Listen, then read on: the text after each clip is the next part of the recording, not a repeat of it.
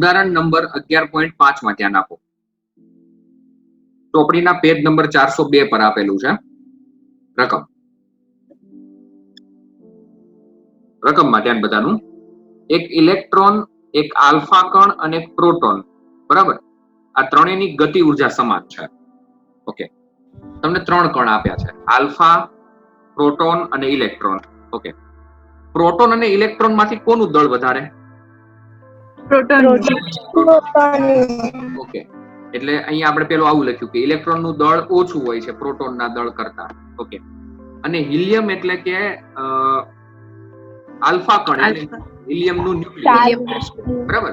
Okay, એટલે એનું દળ પ્રોટોન કરતા પણ વધારે હોય છે. એટલે દળના જો સરખામણીની વાત કરીએ તો સૌથી વધારે દળ આલ્ફા કણનું, પછી પ્રોટોનનું, અને સૌથી ઓછું દળ કોનું થશે? ઇલેક્ટ્રોન.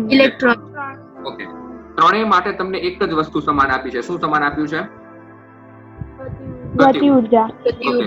તમારે આમાંથી એવું કહેવાનું છે કે સૌથી ટૂંકામાં ટૂંકી તરંગ લંબાઈ કોની હશે. ચલો, દ બ્રોગલી સમીકરણ તરંગ લંબાઈ માટે લેમ્બડા બરાબર છે h/p. લેમ્બડા બરાબર શું છે? h/p.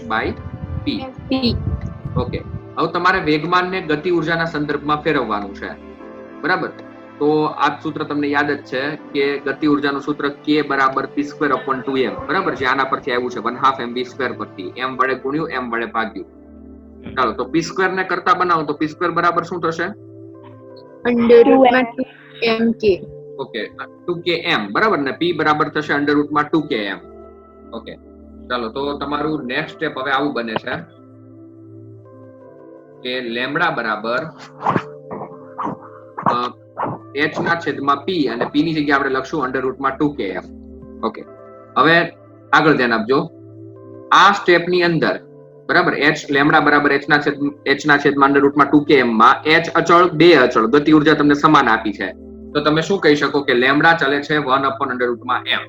ઓકે, તો જેનું દળ વધારે હોય એની તરંગ લંબાઈ ઓછી હોય કે જેનું દળ ઓછું હોય એની તરંગ લંબાઈ ઓછી હોય? જેનું દળ વધારે હોય એની તરંગ લંબાઈ ઓછી હોય. ઓકે, તો તમને 3 કણ આપ્યા છે, ઇલેક્ટ્રોન, પ્રોટોન અને આલ્ફા. તો એમાં સૌથી ભારે કણ કયો? આલ્ફા. તો દળ અને તરંગ લંબાઈ એકબીજાના વ્યસ્ત પ્રમાણમાં હોવાથી આલ્ફા કણ ભારે છે, માટે તેની તરંગ લંબાઈ ઓછી હશે, બરાબર. એટલે તમે જવાબમાં આવું કહી શકો કે જવાબમાં વાક્ય સ્વરૂપે લખવાનું કે m આલ્ફા વધારે હોવાથી તેની તરંગ લંબાઈ ઓછી હશે, બરાબર. ફરીથી આખી વાત, તમને 3 કણો આપેલા છે, બરાબર. એ 3 કણની અંદર તમને આપેલું છે ઇલેક્ટ્રોન, પ્રોટોન અને આલ્ફા કણ, બરાબર. તો દળના ક્રમમાં આને લખીએ તો સૌથી ઓછું દળ ઇલેક્ટ્રોનનું, પછી દળ પ્રોટોનનું, અને સૌથી ભારે કણ છે એ આલ્ફા કણ છે. ઓકે, તમને સમાન આપેલી છે ગતિ ઉર્જા. તો ગતિ ઉર્જાનું સૂત્ર k બરાબર p²/2m. તો p² બરાબર થશે 2km, બરાબર. તો p બરાબર થશે √2mk. ઓકે, હવે લેમ્બડા બરાબર છે h/p, બરાબર, h/√2km, બરાબર. ગતિ ઉર્જા બાકીનું બધું અચળ. ઓકે, તો દળના વર્ગમૂળના વ્યસ્ત પ્રમાણમાં છે, એટલે જેનું દળ સૌથી ભારે હશે એની તરંગ લંબાઈ ટૂંકી હશે. તો m આલ્ફા વધારે હોવાથી તેની તરંગ લંબાઈ ઓછી હશે. એની નીચેનો દાખલો 11.6. એક કણ ઇલેક્ટ્રોન કરતા 3 ગણી ઝડપે ગતિ કરે છે. ઓકે, ઝડપથી કોણ ગતિ કરે છે, કણ કે ઇલેક્ટ્રોન? કણ.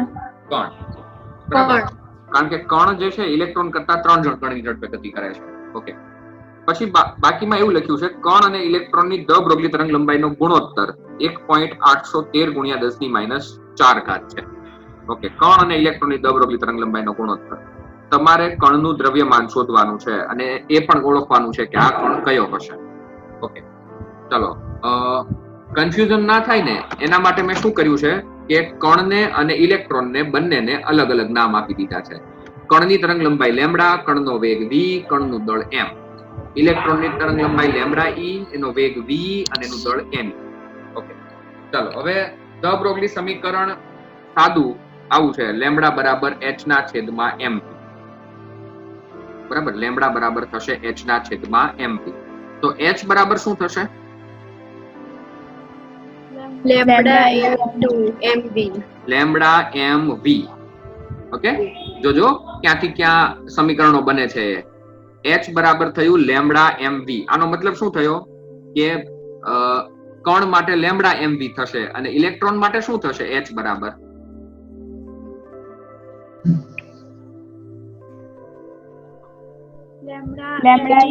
લેમ્બડા ઈ એમઈ અને વી. ઓકે, એચ બરાબર થશે લેમ્બડા ઈ એમઈ વી. બરાબર. ઓકે, પ્લાન્કનો અચળાંક તો બંને માટે સરખો હોય એટલે બંને માટે પ્લાન્કનો અચળાંક તમે સરખાવો તો તમને આવું મળશે કે લેમ્બડા એમ વી બરાબર લેમ્બડા ઈ એમઈ વી. ઓકે, તમારે કોનું દળ શોધવાનું છે? ઇલેક્ટ્રોનનું કે કણનું?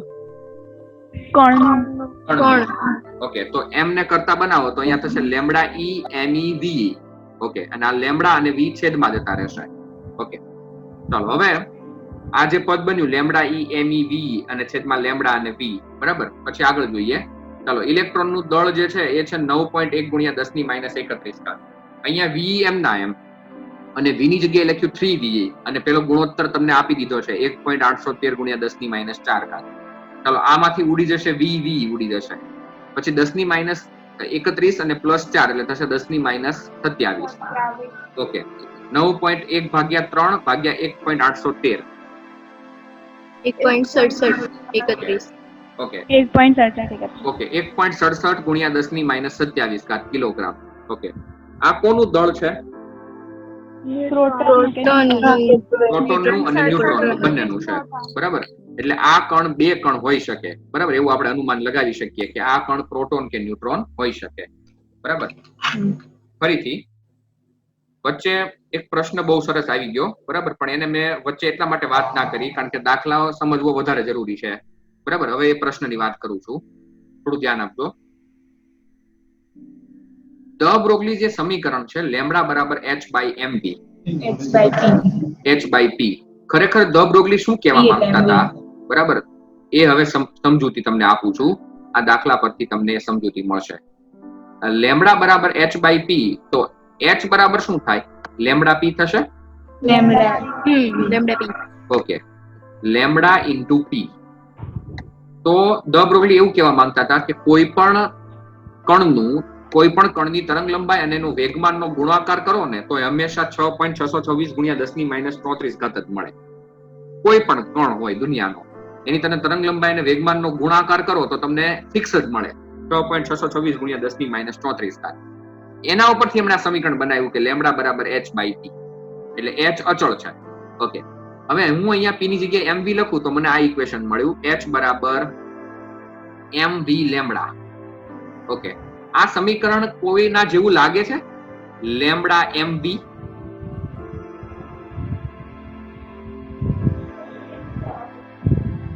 h બરાબર લેમ્બડા mv, આ કોઈના જેવું લાગે છે ખરું?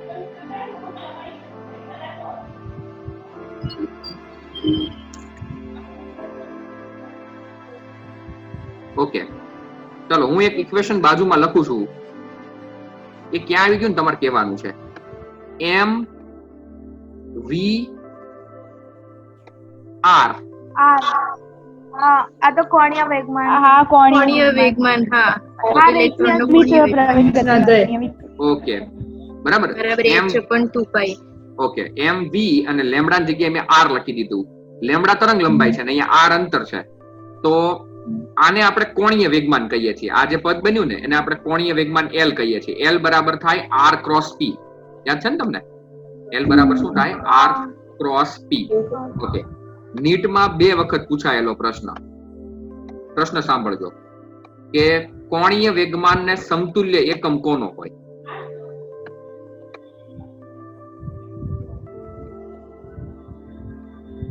જવાબ તમારી સામે લખેલો છે.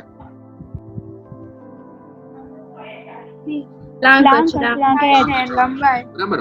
પ્લાન્ક અચળાંકનો એકમ જે છે જૂલ ઇન્ટુ સેકન્ડ.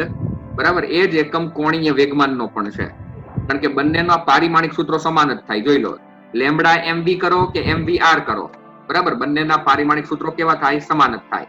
કારણ કે લેમ્બડાનું પરિમાણ મીટરમાં જ હોય ને અંતરનું પરિમાણ મીટરમાં આવે, L1 આવે. બરાબર, એટલે અહીંયા mv તો બંનેમાં કોમન જ છે. લેમ્બડા અહીંયા મીટરમાં, અહીંયા r મીટરમાં.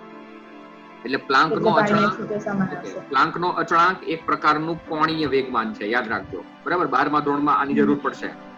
ઓકે, ફરીથી દાખલો ફરીથી બરાબર, જે સમજાવવાનું હતું એકમ બાબતે એ સમજાવાઈ ગયું.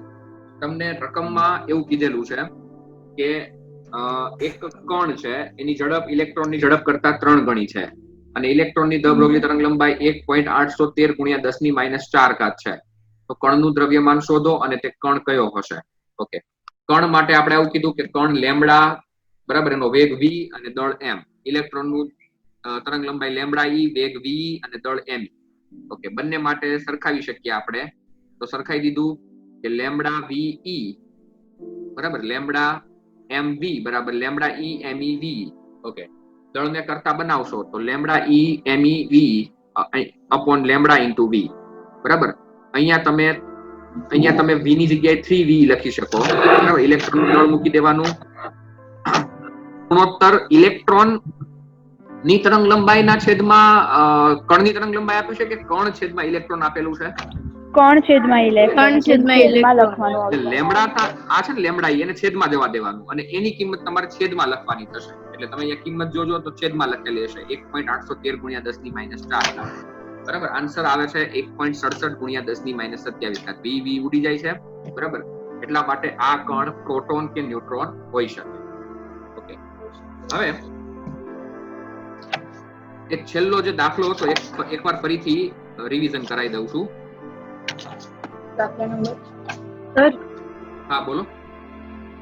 અહીંયા એવું કીધું છે ને કે ઇલેક્ટ્રોનની ઝડપ કરતા 3 ગણી. તો આમાં તો એવું કીધું કે જેનો ભાર વધારે હોય એ ઝડપથી ગતિ કરે. આમ તો ઇલેક્ટ્રોન ઝડપથી ગતિ કરતા હોય. હા હા, કણ ભારે હોય ને, હા કણ ભારે પ્રોટોન હોય. ભારે હોય. ઓકે, એટલે પ્રોટોન 3 ગણી ઝડપે ગતિ કરે છે. હા, તો એટલે પ્રશ્ન શું છે? ભારે કણ એટલે એમ નહીં, આપણે એવું વિચારીએ ને કે જેનું દળ ઓછું હોય એની ઝડપ વધારે હોય. એમ અહીંયા આવી રીતે નહીં, એવું જરૂરી નથી કે જેનું દળ ઓછું હોય ને, બરાબર, એ ઝડપથી ગતિ કરતા હોય એવું જરૂરી નથી એમ. હા, પણ ઇલેક્ટ્રોન જો પ્રકાશના વેગથી ગતિ કરતો હોય ને તો એના કરતા 3 ગણી ઝડપ શક્ય નથી. બરાબર, પણ અહીંયા આપણને એવું નથી કીધું. બરાબર, એટલે એવી પોસિબિલિટી શક્ય થઈ શકે ખરી. બરાબર, ઓકે, હવે 11.27 જે દાખલો છે, બરાબર, એ એકવાર ફરીથી રિવિઝન કરાવવાનો છે. બરાબર, ધ્યાન આપજો રકમમાં. પછી 2-3 બીજા મુદ્દાઓ મારે તમને સમજાવવાના છે.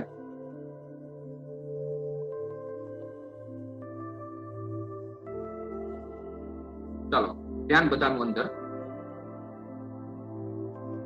તમને સીઝિયમ ધાતુ માટે પ્રકાશ સંવેદી દ્રવ્ય અને એમાં નિયોન બલ્બમાંથી જે તરંગ લંબાઈ ઉત્પન્ન થાય છે, બરાબર, એ કેટલી છે? 640.2 નેનોમીટર.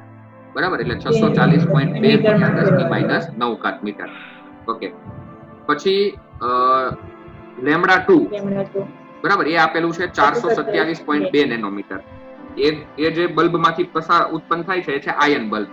ઓકે, પહેલા તરંગ લંબાઈ માટે સ્ટોપિંગ પોટેન્શિયલ આપ્યું છે 0.54 વોલ્ટ. તો બીજા બલ્બ માટે સ્ટોપિંગ પોટેન્શિયલ કેટલું છે તમારે શોધવાનું છે. ઓકે, આઈન્સ્ટાઈનનું સમીકરણ લખ્યું EV0 = hf - ϕ0. ઓકે, તરંગ લંબાઈને ફેરવવા માટે અહીંયા EV0 = hc/λ - ϕ0. ઓકે, બે પરિસ્થિતિ વિચારી આપણે અહીંયા. એક વખત V01 તો λ1 અને એક વખત V02 તો λ2. કોની તરંગ લંબાઈ ઓછી છે? બીજાની. બરાબર, ઓકે, તો જેનો છેદ ઓછો હશે એનો અંશ વધારે થશે. એટલે આપણે સમીકરણ 2 માંથી સમીકરણ 1 બાદ કરશું તો EV02 માંથી EV01 જશે. બરાબર, ϕ0 ઉડી જશે. hc/λ2 - hc/λ1 એટલે V02 - V01 = hc/e 1/λ2 - 1/λ1. એટલે કોમન નીકળી જશે. ઓકે, hc ની જોડે કિંમત કેટલી મૂકી હતી આપણે? 19.8 ઓકે, ઇલેક્ટ્રોન નો ચાર્જ 1.6 × 10⁻⁹. બરાબર, અહીંયા લેમ્બડા 2 ની કિંમત લખી 427.2 × 10⁻⁹. બરાબર, પણ એમાંથી -5 જ અહીંયા લખી, -4 ને ઉપર જવા દીધી એટલે +4 થઈ ગયું. બરાબર, અહીંયા પણ સેમ એવું કર્યું છે. 640.2 × 10⁻⁹ લખવાને બદલે 640.2 × 10⁻⁵ 10⁻4 ઉપર જતી રહી. 4 ઉપર જવા દીધી.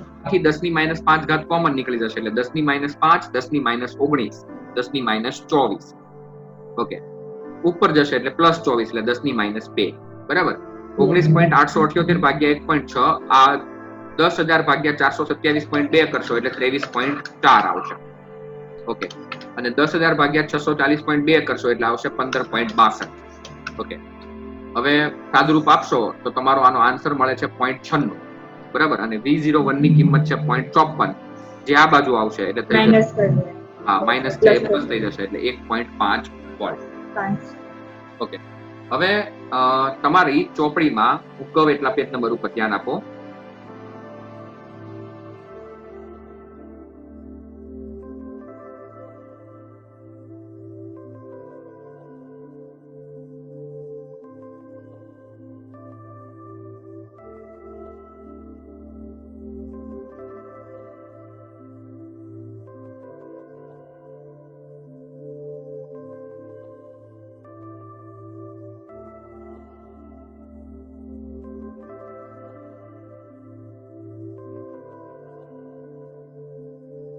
ઓકે, પેજ નંબર 392 પર આવી જાઓ.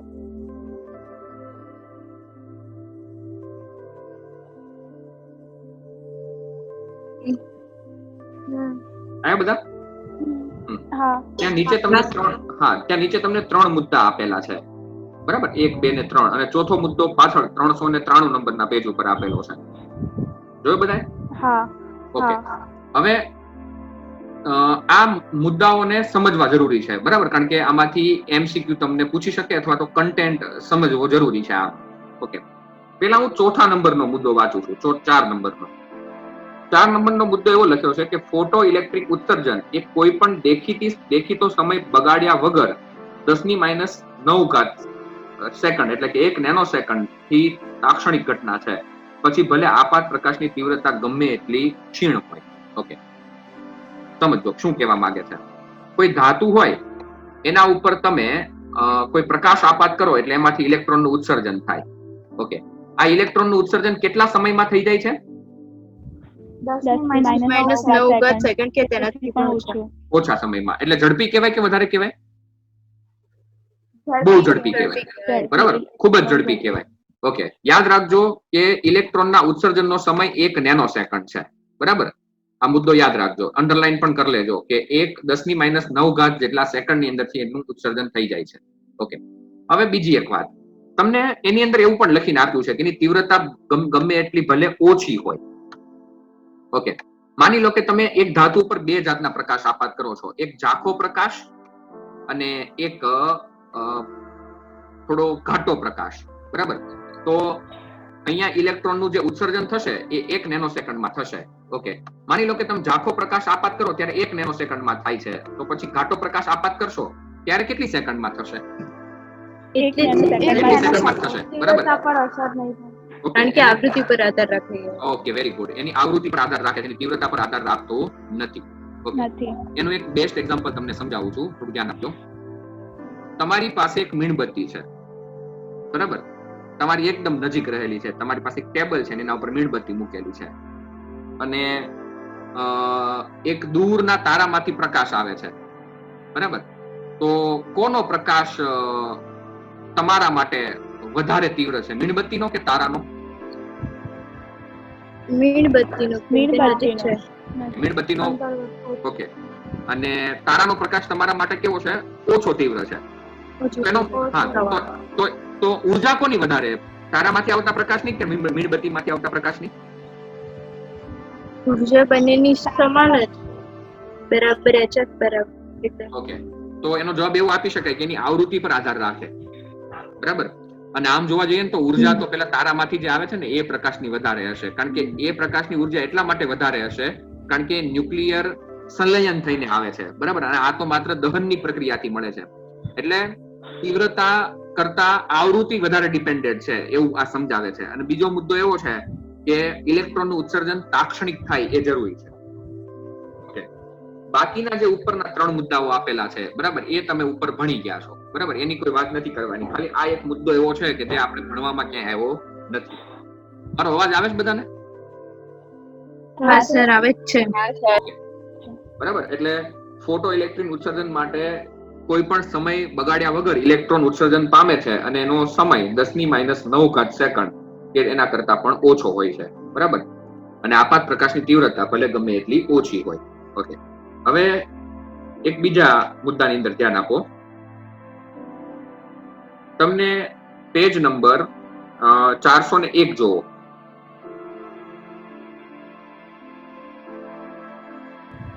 જોયું બધાએ? હા ત્યાં તમને ઉપર 2 આલેખ આપેલા છે, જોયું તમે? હા ઓકે, આ જે આલેખ આપ્યા છે ને એમાં એક આલેખ સાઇન નો આલેખ છે, બીજો આલેખ જે બી આલેખ છે એ. ઓકે, અને એ આલેખ જે છે એ આલેખ, બરાબર, એ આપણે પેલા કાર્ડિયોગ્રામ ની અંદર કેમ વધે ઘટે આવૃત્તિ હોય, કંપ વિસ્તાર વધતો ઘટતો હોય, એવો આલેખ છે. ઓકે, હવે આ જે એ આલેખ છે ને, પેલો આલેખ જે પેલો વધતો ઘટતો આલેખ છે, એને કહેવાય તરંગ પેકેટ.